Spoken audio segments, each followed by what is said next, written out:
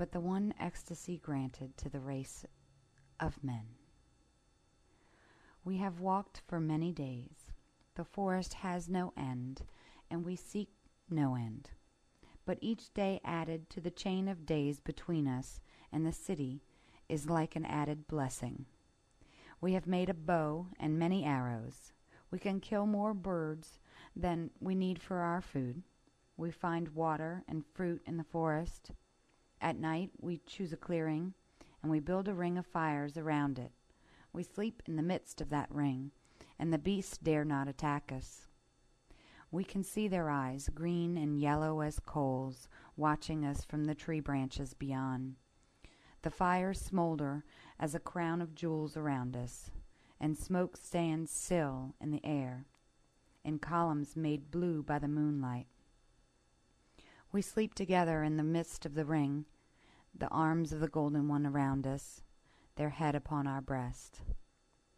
Some day we shall stop and build a house, when we shall have gone far enough. But we do not have to hasten.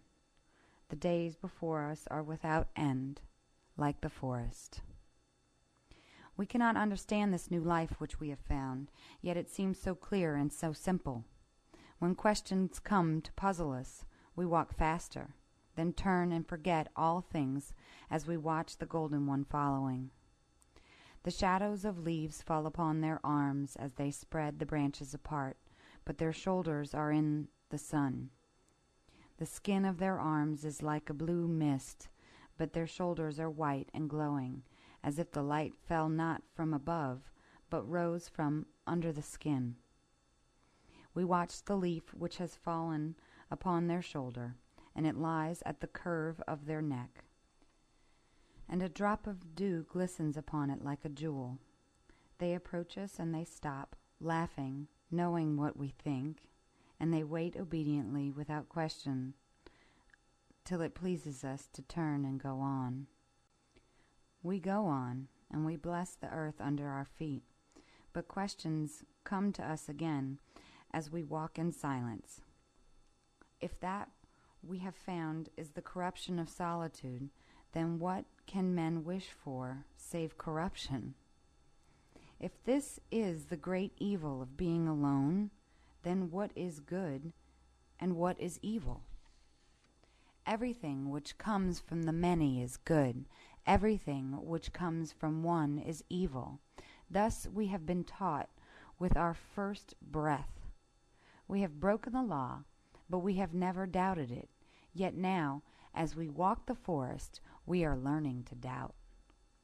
There is no life for men save in useful toil for the good of their brothers. But we live not when we toiled for our brothers. We were only weary. There is no joy for men save the joy shared with all their brothers. But the only things which taught us joy were the power created in our wires and the Golden One. And both these joys belong to us alone. They came from us alone. They bear no relation to our brothers, and they do not concern our brothers in any way. Thus do we wonder. There is some error, one frightful error in the thinking of men. What is that error? We do not know, but the knowledge struggles within us, struggles to be born. Today the Golden One stopped suddenly and said, "We love you." But then they frowned and shook their head and looked at us helplessly. "No," they whispered, "that is not what we wished to say." They were silent, then they spoke slowly, and their words were halting, like the words of a child learning to speak for the first time. "We are one, alone, and only, and we love you who are one, alone, and only." We looked into each other's eyes, and we knew that the breath of a miracle had touched us, and fled, and left us groping vainly. And we felt torn for some word we could not find. End chapter 9.